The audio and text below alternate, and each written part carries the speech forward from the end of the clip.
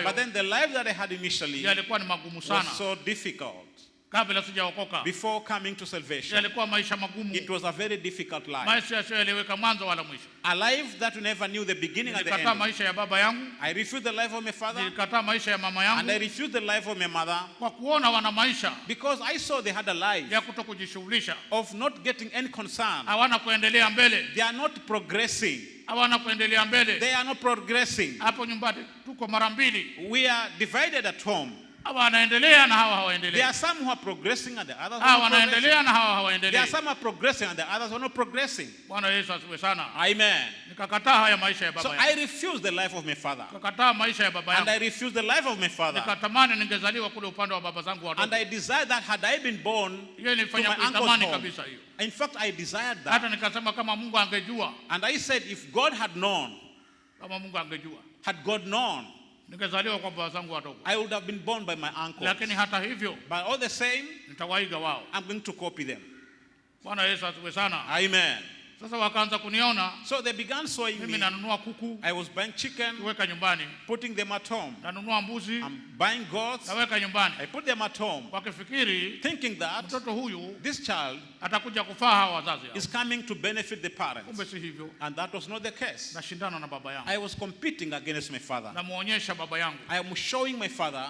Bwana Yesu asifiwe sana. Amen. Saa hii watu wanaona, at that time people are saying, nafanya vitu, maybe I'm doing something that is coming to assist my parents. Kumbe si hivyo. But that was not the case. I was showing them wajue maisha ndio unayo mimi, that they know the life that they have si yale yao. Is not their life.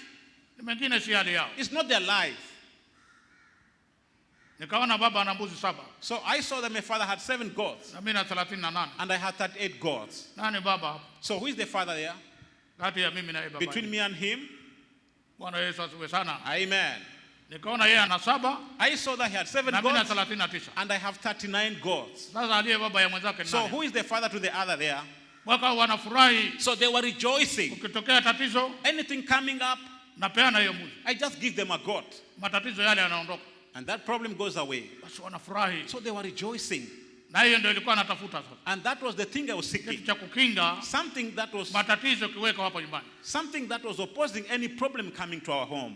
Lakini si kwa njia nzuri. But then not in a good way. Na kwa kuwa ile, and because of that, ilikuwa ni baraka. It was a blessing. Ya hila.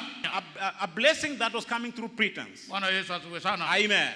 Haikuendelea. It never continued. Ikakutana na ile njaa. Famine came. Mbuzi zote zikaisha. And all the goats died. Kila kuku ikaja ikafa na ule ugonjwa. Every chicken died because of some diseases. Kabaki hivi.